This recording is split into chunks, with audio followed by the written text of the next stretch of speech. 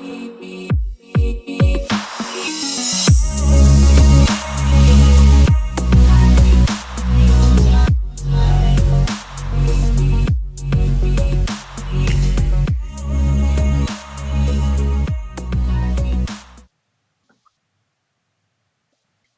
right, hi guys, everyone from Moscow or from Russia. My name is Max, and I am going to do a presentation on one of the 50 plus one state. This is where I live currently. So I'm in Washington, D.C., if you can't tell from the Capitol building in the back.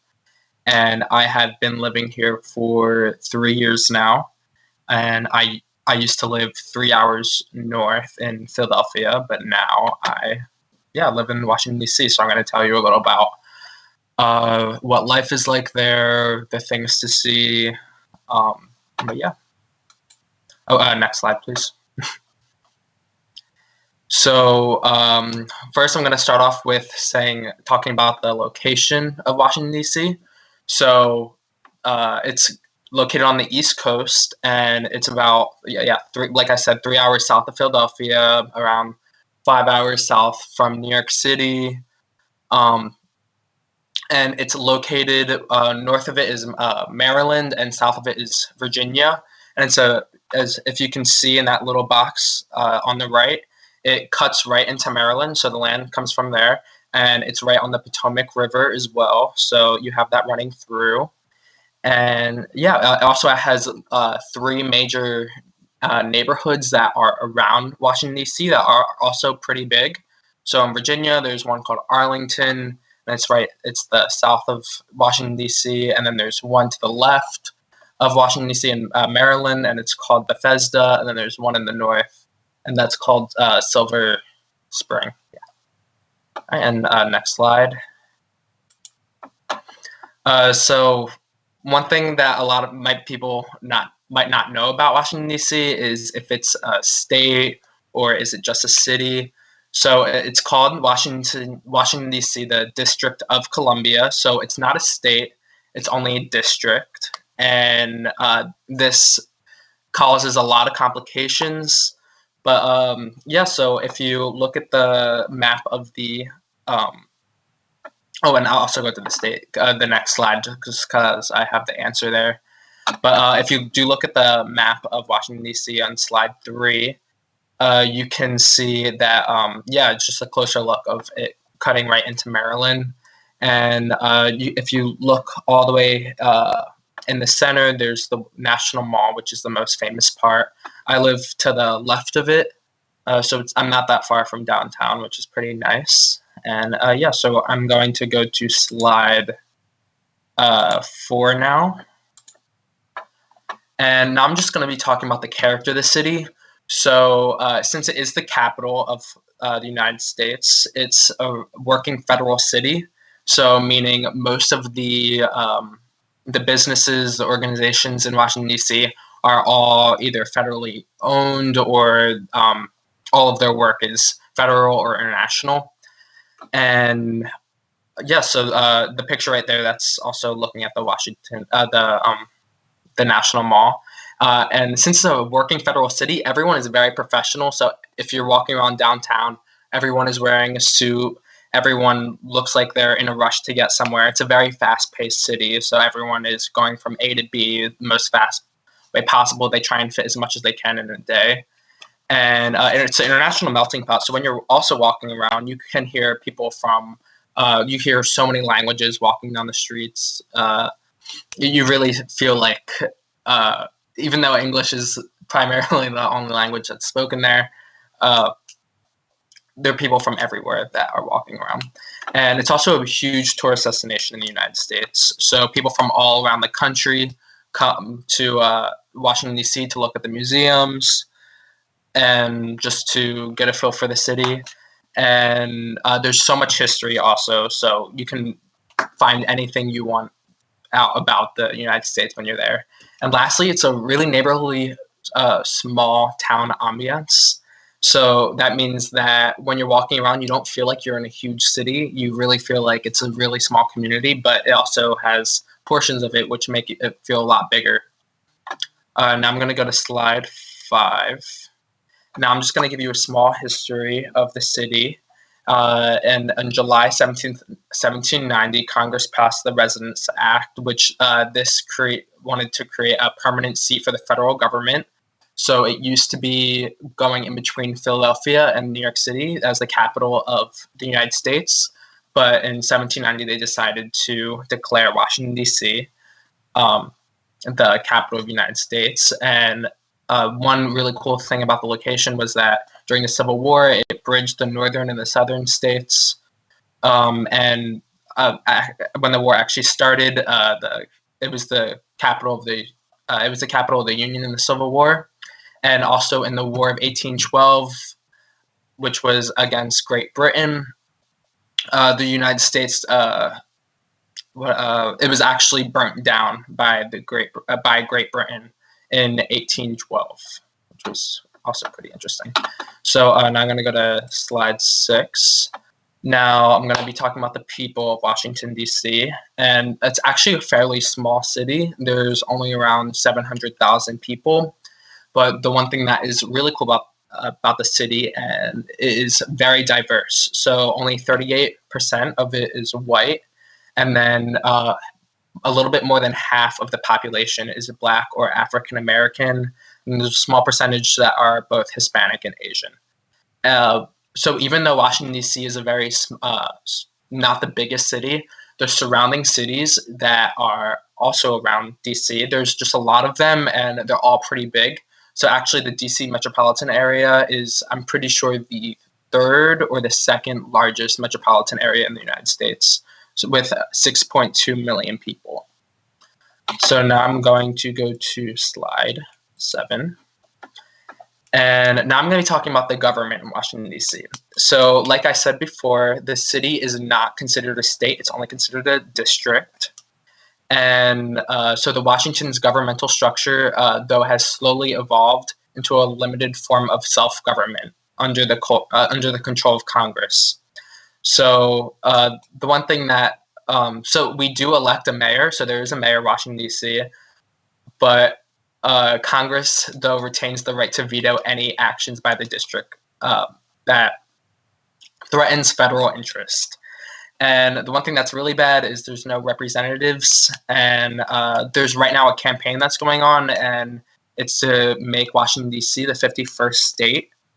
And this is because we are still taxed by the federal government, but we have no representation in Congress, which is where representation. So now I'm going to go to slide 8, and now I'm going to be talking about the picturesque National Mall, and this is the centerpiece of the city. And I'm going to be talking about just the layout of it. So all the way on the left, we have the Lincoln Memorial, which that has the big statue of Abraham Lincoln. And then to the right of it is the reflecting pool. So it's a really long pool. And when you're standing at the Lincoln Memorial and you're looking out the pool, you see the Washington Monument that is standing up this tall. This is the tallest building in Washington, D.C. And then if you look to the left of it, the left is the White House, and there it's pretty far, but from actually the Washington Monument, this might look like everything is close, but it's really like 2 miles between the left side and the right side. And then the right side of the Washington Monument is also a really famous one. So right across from the tidal basin, which is like a small body of water, is the Jefferson Memorial. So that's also very pretty. And then lastly, if you look all the way down, it's going to be on the right, which is the U.S. Capitol building. And in between the Washington Monument, which is in the center, and the U.S. Capitol building is a lot of the Smithsonian museums. So yeah, it has a lot of stuff that's packed into it, which is really cool. And now I'm going to go to, and also the last thing, I'll talk about kind of the layout of the city. This isn't a full map of the city, but it was designed by Pierre Charles Lafont, and he was a French urban planner, and he designed the city off of Paris, and which means They have a lot of centerpieces. So if you even look, like, there's on the top right, you see Union Station. So there's so many diagonal streets that meet into a center. And that's all over the city. And one thing that's kind of cool about the city is all the diagonal streets. They're all different state names, and then all the what would you call it? The horizontal streets? They are numbers. So it goes from one. It goes from one up, and then all the streets that are going vertical are all different letters of the alphabet. So now I'm going to go to slide 9. So now I'm going to be talking about the major attractions in Washington, D.C. So the first one is the Capitol building.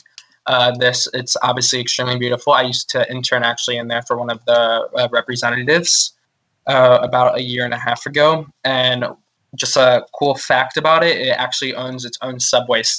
It has its own subway in the building. And it was built in 1814 after it was rebuilt, but it did not look like this before. After Washington, D.C. was burned down in 1814, or it was rebuilt in 1814. And also it houses the House of Representatives and also the Senate.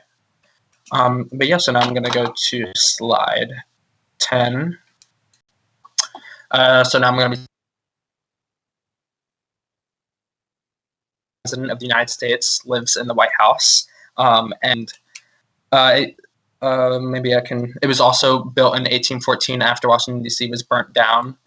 And one interesting thing about it is you used to actually be able to go all the way up to the fence that leads up to.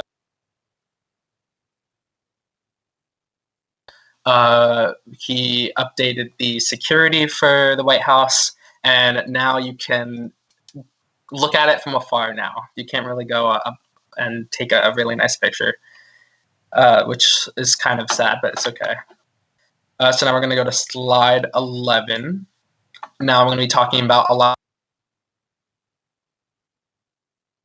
So we first have the one all the way on the left, which is the centerpiece of Washington, D.C. You can see it from everywhere around the city. And you can actually even go to the top of the tower.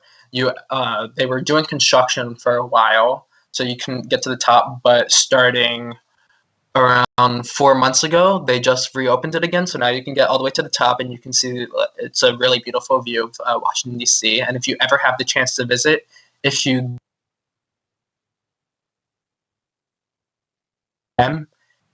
you can actually get up there for free, so you won't have to pay. But if you go after, then you have to wait in a long line, and you also have to, pay for it.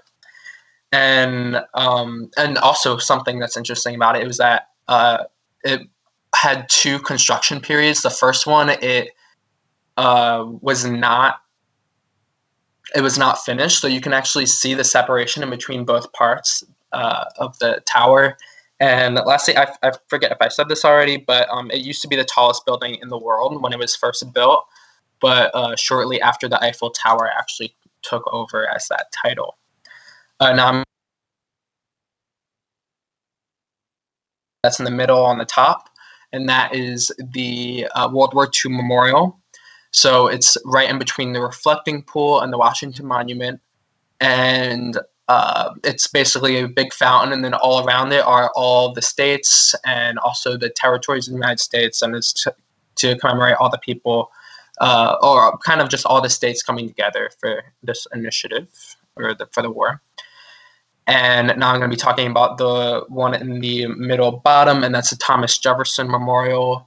It's really beautiful. I haven't been to it that many times just because it's kind of far from everything else, but there's a big statue of Thomas Jefferson in the middle. And last but not least, on the right is the Lincoln Memorial. And that one has the famous statue of Abraham Lincoln in the middle of it. And it's really beautiful. I actually live pretty close to this one, so I go to this one a lot. And if you stand up on where that opening in between the pillars and you look up to the Washington Monument, I think it's the prettiest view of Washington, D.C., because you can see the Capitol building all the way behind the Washington Monument. You can see the reflecting pool. It's very beautiful. and even right in front of the Lincoln Memorials where Martin Luther King made his famous speech. It's a really nice location. So I'm going to go to slide 12. So I'm going to be talking that are located in the DC location. I think there's only one in New York City, but most of them reside in DC. And the one really cool thing about them is that all of them are free. You don't have to pay a single dollar for any of them, which is great, especially being a student in the city. And just to give you some, probably the most famous ones, there's the African American History Museum. That one is definitely the most picturesque one. It's that's not it in the picture. That's the main one. And then we also have the Air and Space Museum, which is really cool. The American History Museum, which is not my favorite, but a lot of people like that one. American Art Museum, and there's actually a zoo. A lot of the other ones, it's located in Northwest District, and yeah, it's a really big zoo too. So they've just got some pandas a few years ago, if you ever want to go. And lastly is the Natural History Museum, which is the one with the gigantic, the bones of the T-Rex right in the center of it. So now I'm going to go to slide 13. So this is where I actually live, which is my university. So I'll talk a little bit about higher education in Washington, D.C. There are a few universities in the city.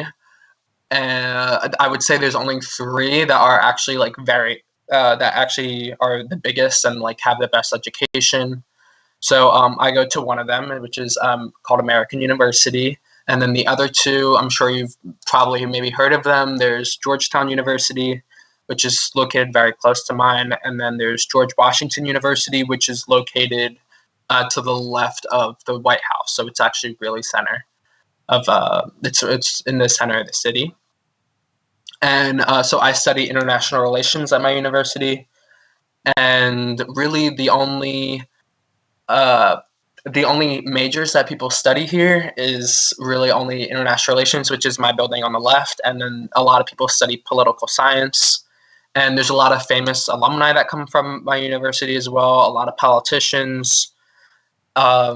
Maybe if you know Jordan Belfort, he went here as well. So it's really nice. I really like it. And on the right is our quad, so a lot of people are sitting out there in the sun. And now I'm going to talk about my favorite spot in Washington, D.C. It's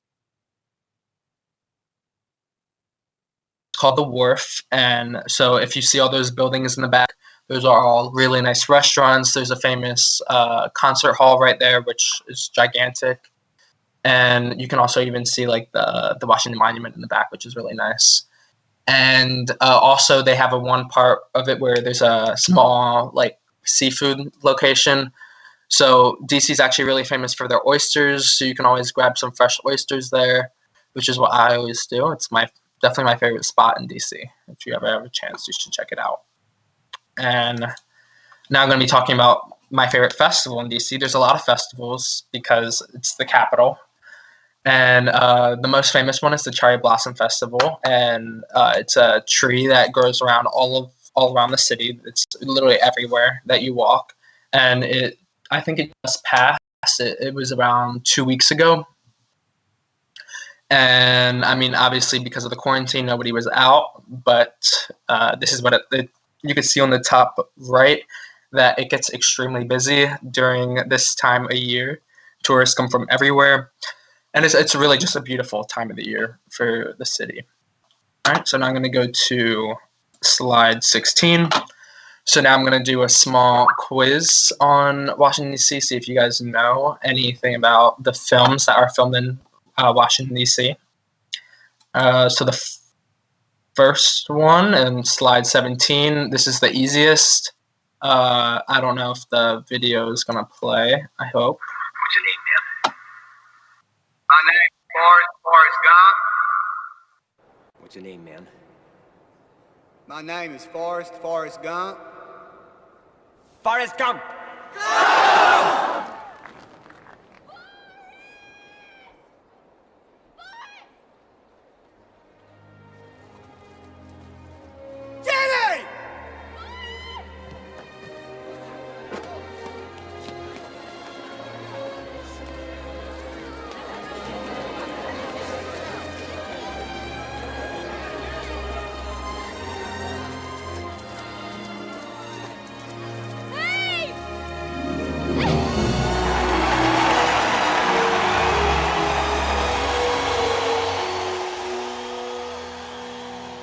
was the happiest moment of my life. All right. All right, so I hope you knew what that movie was because it's definitely one of the most famous movies of all time. It's Forrest Gump, and it's right in front of, and behind it is the Lincoln Memorial, and you could see in the front is the reflecting pool with the Washington Monument also in the background. So now I'm going to go to slide 18. Now I'm going to see if you know this film. This one's a little bit harder. This one, as you can tell, I talked about the bones of the T-Rex.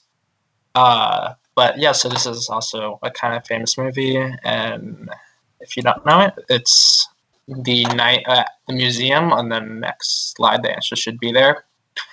And last but not least, I have one more for you guys. This is definitely the hardest one that I could think of, but it's also a big tourist destination in DC. And it's located in Georgetown, right next to Georgetown University. And I actually didn't even know this was famous, these stairs, because I would always run in Georgetown. I would always pass by these stairs, and I have no idea why people are standing there, but I figured out why it was famous. But if I could give you some very small clues, it's a really famous horror film, and it's about a girl that was possessed by a demon.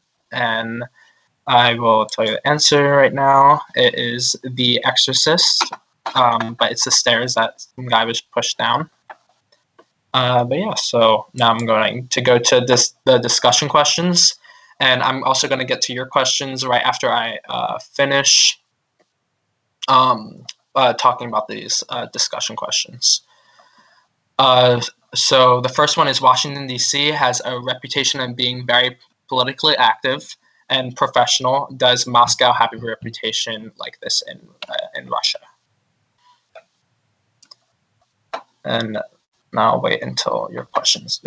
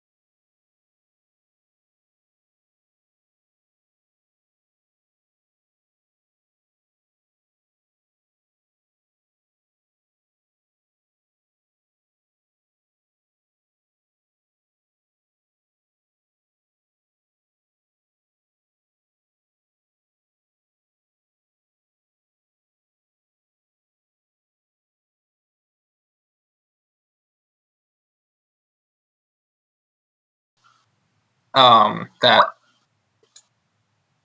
there we go. That yes, it has.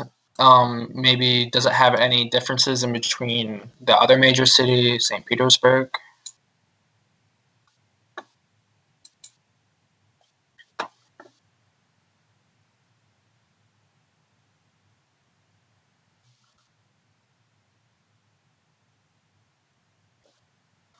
I see one that Moscow is more like New York City. How did it feel to you? So I was in Moscow. I just left because of the virus, but I was there for like a month and a half. And I thought it was actually a good mixture in between New York City and Washington D.C. Because I saw very professional areas where everyone was dressed in suits, but I also saw things where everything looked very edgy, like New York City. I would say New York City, there's not many professional areas. I would say, obviously, like very downtown where all the biggest skyscrapers are. But there's also a really big reputation for being very edgy and cool, I think. The prices at the subway. So, yeah, so or Kremlin and the biggest companies are there, something like DC or New York City. Yeah. Okay, so I'm gonna get to the second. I'll definitely get to all your questions when I finish all these discussion questions. So now I'm going to talk about Washington, D.C.'s crime rate. It actually, in the 70s and 80s, it used to be one of the biggest in the United States. It even had like the largest homeless population as well.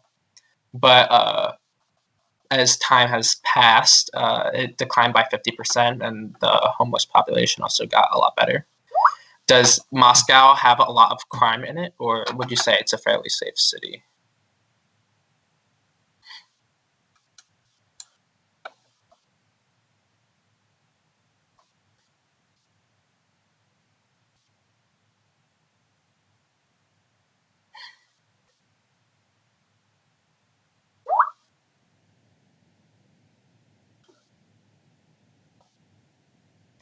Wait for some answers to come in.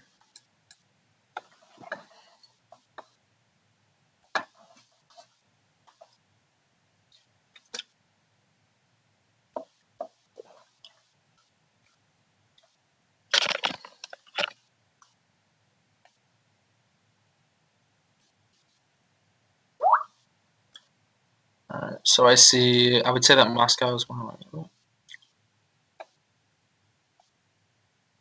St. Petersburg is also Alexander Ilin, I hope I said that right, said that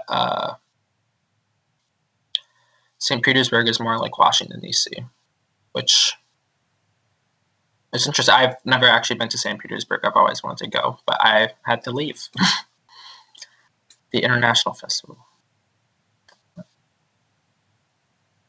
You would say that Moscow is safer than some smaller towns in depressed regions.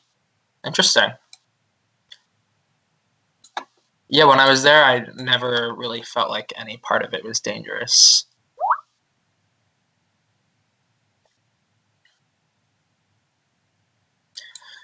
Yeah, Washington, D.C. So there's 4 different districts. There's Northwest, the Northeast, Southeast, and Southwest. And the west part of D.C. there's little to zero crime there now.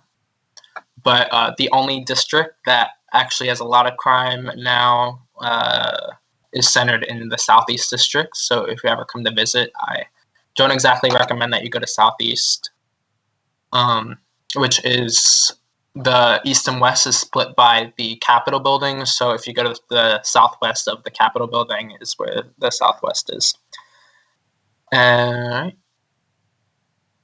so I'm going to go to the last question, and it's Washington, D.C. is a relatively small city, and Moscow is so much larger. What are the disadvantages and advantages to living in bigger or smaller cities? I'm definitely going to get to all your questions when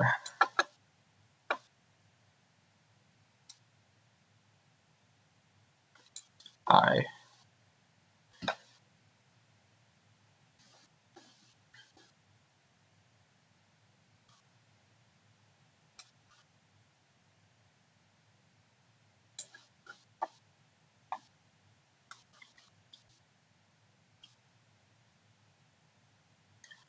was greatly impressed by Washington during my visit there last year. Yeah. Definitely love the city. I recommend everyone go there if you visit the United States. If you really do come to the United States and you're deciding to do in between the West Coast or the East Coast, I would really recommend that you do the East Coast. I mean, it is very biased. I'm very biased. But you can always start in New York City, or you can start in Boston. You can work your way all the way down to Washington, D.C., and there's a lot of major cities that you can pass through. Disadvantage, yeah, too many people. That's very true.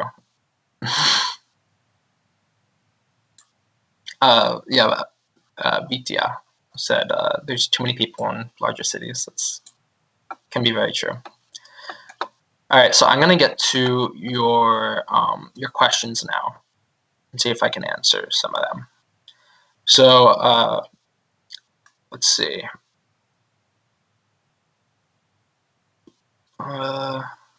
So Smiley Rain said, "Do you like this city?" And yes, of course I do. I love it. I don't imagine myself living there for a while, just because since it is pretty small, I feel like I'm in a bubble there. and I hope to move to New York City in a few more years, but I'm happy to live in DC a little bit longer.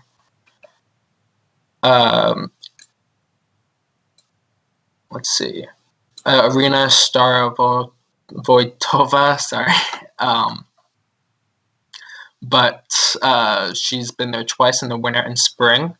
DC is very nice in the winter. I would, though, recommend that the best time of year to come is the spring, just because the flowers are blooming. There's flowers everywhere, which is really nice. And in the summer, it can get way too hot. In the winter, it can also get extremely cold.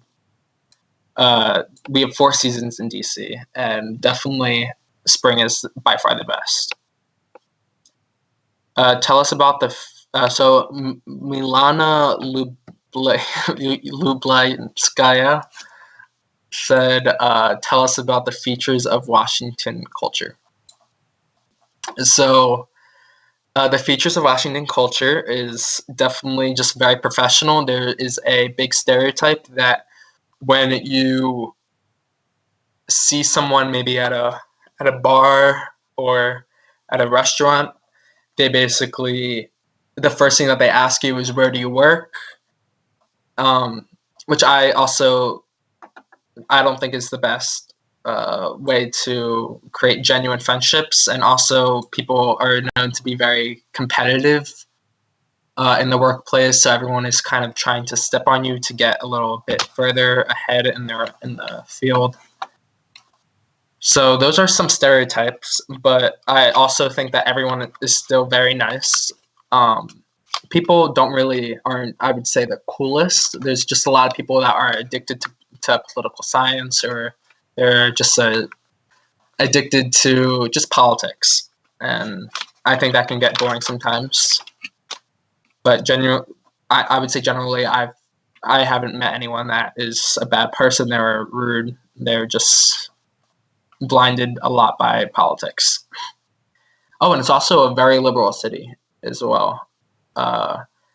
Most of the city is very liberal compared to conservative people. Hello, what? So Anastasia Andreeva, I hope I said that right.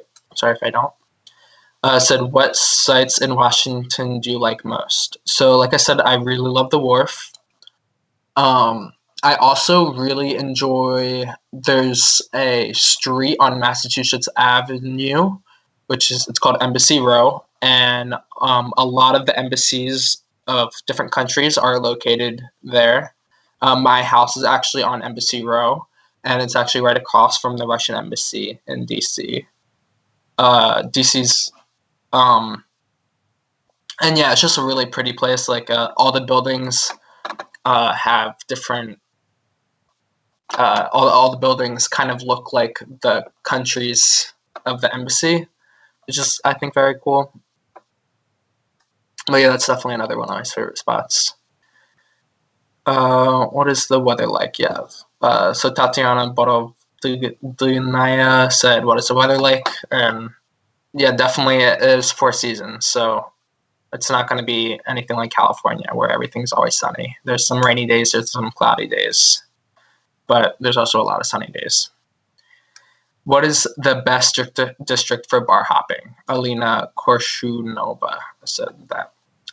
So there is a street called U Street, and basically all of the bars or clubs are located right there or around there. And DC does have a very vibrant nightlife. I've definitely practiced it a lot there.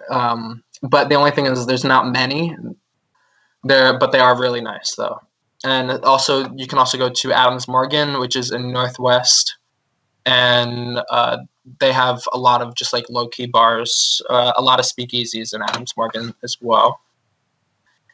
So now I'm going to go to I'm Anastasia. So this is hello, my name is Nastya. I'm from Russia, studying at Moscow Academy of Finance and Law. I have a few questions for you. Do you have any favorite places in Washington? Okay, so I think I already answered that one, but maybe I can think of another one. Ooh, actually, I will bring one more. So I think this is one of the coolest tourist spots, actually. So it's actually not in Washington, D.C., it's in Virginia. So that means you can get there I would say you would have to take an Uber there, but it's called Gravely Park, and it's a really large, just like field of grass, but it's located right next to one of the airports. And so the airplane, you could see it when it takes off. It flies right over the park, and it's like comes very close to you, so you can always get really good pictures with like an airplane like right next to you. All right, so yeah, that's just another one of cool places. What sites have you seen, and which ones do you want to see in the near future? My name is Larry. Hi, Larry. I haven't been to all the museums, and I definitely want to experience a lot of museums more. Um, Actually, there is one museum I think in DC though that is you have to pay for it, but it is definitely worthwhile. I think all the Smithsonian's are amazing museums, but this is the only one I think that like you need to see that isn't a Smithsonian. It's the Holocaust Museum. I've been to many Holocaust museums around the world, and I would definitely say it's has the most artifacts from the war in there. It's a really moving museum. Everyone cries when they walk through there. But yeah, so I definitely want to see more Smithsonian's though, because there's so many that you can't always see them all when you have free time. Yeah, so I'm going to go to a few more questions. Tell me, please. Elena Selena said, "Tell me, please, about prices at Subway. Depend on time." So, the Subway, it's a very big Subway for a small city, and it goes everywhere that you need to go, for the most part. And it can actually get pretty expensive. The fares usually range from $3 to like $5 or $6, depending on the rush hour times. And they can get super packed. The trains especially during the rush hours, are gonna be packed like sardines. But no matter what, I think it's a very good experience. I mean, my university, it's the only university in DC where you get free metro, so I don't have to pay for it, which is nice. Why I'm still a student. But that's gonna end soon, so I'm gonna have to start paying for it, which I'm not very happy about. I already answered that one. Let's see.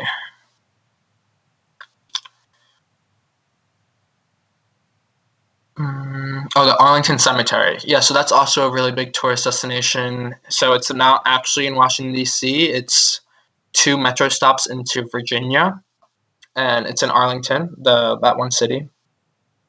And it's a beautiful cemetery with, I think it's all of the people. I mean, if you died in war, I think you have the choice to be buried there. But it's very beautiful. It's gigantic. So one of the biggest cemeteries in the United States. But I would also recommend seeing that. And you can see the changing of the guard there as well. Let's see where we are now. White House. It's small, isn't it? I mean, it depends where you. It's not as big as like the Kremlin, but I would say it's like pretty big. You can actually tour it. It just costs a lot of money. But I know some people that have toured it, and they definitely recommended it. The Kennedy Center, yeah, so that's actually really nice. It's located really close to the river, in the northwest of the mall, and it's basically where all of the there's a lot of musical performances, or not musical, like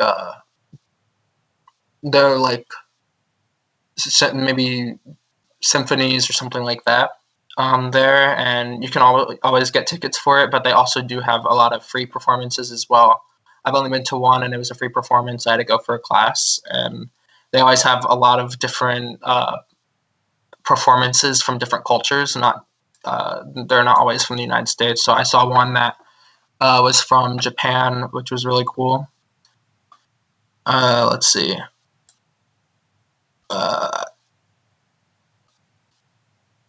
Elena Selena said Ronald Reagan is popular in the United States. If you're talking about the person, it depends who you're asking. I mean, there's upsides and downsides to all the presidents of the United States.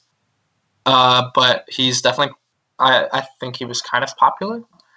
Or unless maybe you're talking about the airport, and the airport is very popular in the United States. I fly always from that one. It's the closest to the city, which is why I do that. Let's see. Alexander Eileen, sorry if I'm saying that wrong. Do enjoy the Carnegie Library. I actually don't know the Carnegie Library. There's the Library of Congress I don't know if that's what you're talking about, but it's a really beautiful library, and I have a library card there. I've never went, but a lot of people go there to study, which it's beautiful. So Smiley Rain said, which is the most popular art gallery in Washington, D.C.? And I would definitely say the Museum of American Art is really famous, just because I actually don't know that many. I don't think there's as many museums for art. There's a contemporary art museum as well, which I really like. It's called Hirshhorn. It's also located in the National Mall. It's kind of like a big circle, and you walk around the whole circle. And yeah, I actually would recommend that one. It's very interesting. Let's see. What do you think about Washington's system of education? So the public education. So we have one public university. It's called University. What is it called? University of UDC. University of District of Columbia. And that's actually not a good university at all. And even just the publics, like high schools and middle schools, they're not the best university. They're not the best. DC does not have the best public education, but the private education, which almost all the universities in DC are private. It's they're all ranked within the top, I would say, 60 of schools in the United States. So they really do have a great private education system, and one of the best, like the number one private high school is also in Washington, D.C., and it's actually located really close to my university. And even the Obama's children, they went there, which I have friends that were friends with them when they went there. And people from there go to all the best universities in the U.S. But yeah, so the private education is really good. The public education, not so good. Hello, please tell me which films to watch during quarantine. I always watch Black Mirror, so that's not a movie, but I really recommend that TV show. It's definitely my favorite. What type of art is the best for Washington, D.C.? I would say it is just regular art, not the contemporary art, but the other one is the best in D.C. It's just not my favorite. But the museum there is really nice. So Nadezhda Sokolova said, do people own a car or do they mostly use a cab like in New York? A lot of people do have cars in Washington, D.C., especially if you live in right outside of downtown. Almost everyone has a car. I don't bring my car there just because actually the metro is really reliable. I really like taking the metro, and it can take you everywhere you kind of need to go. There aren't many cabs in DC as much as everyone takes Ubers, and they can just get really expensive sometimes. Like obviously for when you're going out, the metro closes at 1, and it doesn't open until it opens at 7. And the one bad thing about DC or even just nightlife in the United States, is that A lot of the bars and clubs, they close at 2 in the morning, so you can't stay out until the metro opens up again. Yeah, so you really do take a lot of Ubers when you're going out. But yeah, definitely not like Moscow, because I remember in Moscow you could go out until the metro opens up again. What's population? More in detail. So the population is around 700,000, and it's not densely populated at all. Just because also the one different thing about Washington D.C. is there is a skyscraper limit. So I don't remember exactly what the limit of all the buildings are, but they're trying to keep the skyline. They're trying to preserve the skyline of the Washington Monument and the of the Washington Monument and the Capitol building. So there aren't a lot of tall buildings. So it's not a really dense city at all. There are those skyscrapers in the 3 neighboring cities. Like Arlington has a lot of skyscrapers, Bethesda. So yeah, if that gives you a little bit thing of the population. Yes, the Carnegie Library nowadays was turned into an Apple store. Yeah, I actually do know what you're talking about. It's a really pretty Apple store now. They changed it not long ago at all. But yeah, I guess I never went to it when it was the library, but I've been to it when it was the when it was the Apple store. Are there any movies reflecting the spirit of Washington D.C.? Reflecting the spirit of Washington D.C. Maybe I would say not exact. House of Cards, maybe? That's a TV show.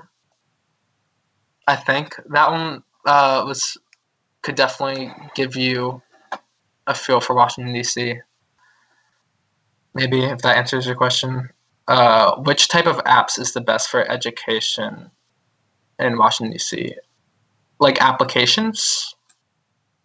Smiley, right now, I don't exactly understand your question. Yeah. If you want to explain that question a little bit more. Smiley Rain says, "What do you think about the scene from The Walking Dead about Washington D.C.?" I'm guessing is when Washington D.C. was destroyed. I actually don't watch The Walking Dead, but it kind of really interests me. There's even there's another zombie movie where it shows Washington D.C. as destroyed. It's kind of very interesting to see your city destroyed in some movies. Elena Selena said, "My favorite movies. I love this one movie. It's called what is it called? Oh my gosh, I'm forgetting my favorite movie. Well, it's I don't know. Let me look it up real fast. I feel like this is bad. Okay. So it's called Across the Universe, and it is a musical with all the Beatles songs, but it has a story around it. And I think it's just the way that they perform the songs are really cool. I would really recommend it. Average salary or salaries in general. So actually, the minimum wage there is really high for the United States. It's $15 to $16 an hour. So even if you work at a fast food restaurant, which there actually aren't a lot of fast food restaurants there, you're going to be making good money. But it also, though, is a very expensive city. I would say it's one of the more expensive cities in the United States. Like my rent is way too high for just one. I share a one-room apartment, and it's still too high. But you definitely can make a lot where you can still pay for it. So now, street speech in Washington D.C. is polite. Let me see. New York.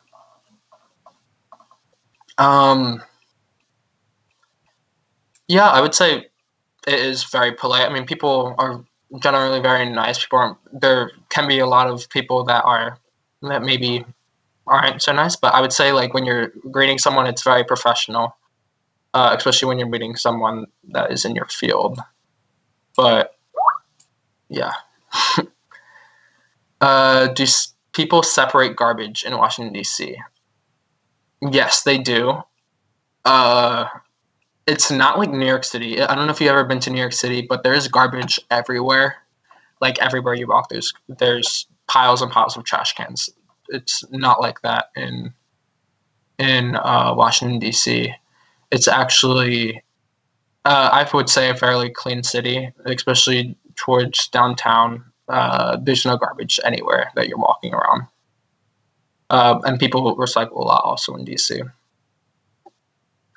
In the firm, there's also one episode of in Washington. I'm sure there is. There definitely is a lot of TV shows that are filmed in DC, which are really nice. So Smiley Rain said, "Would you like to work in political sphere in Washington D.C.?" So, I would love to be based in Washington D.C. I do want to work in international relations at some point, especially international development. But I just want to be based there. I think it's a nice city to have your home, but I like traveling way too much for me to work full time in DC. Or definitely, I would want to work from in between DC and New York City, just because there's so much more happening in other cities. All right, so I'm gonna wait for a few more questions. See if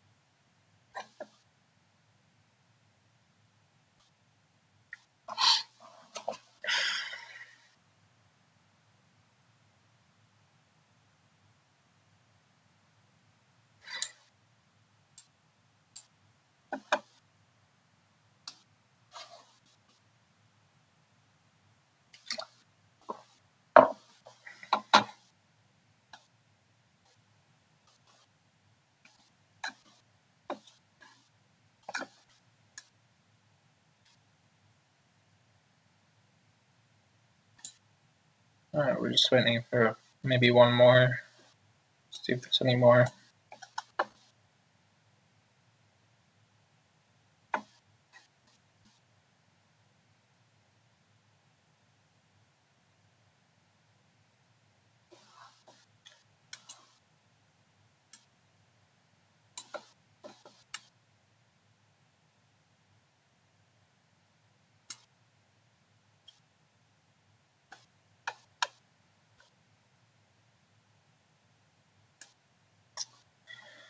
All right. I don't know if there's any more questions coming in, but I guess we will. There's one more.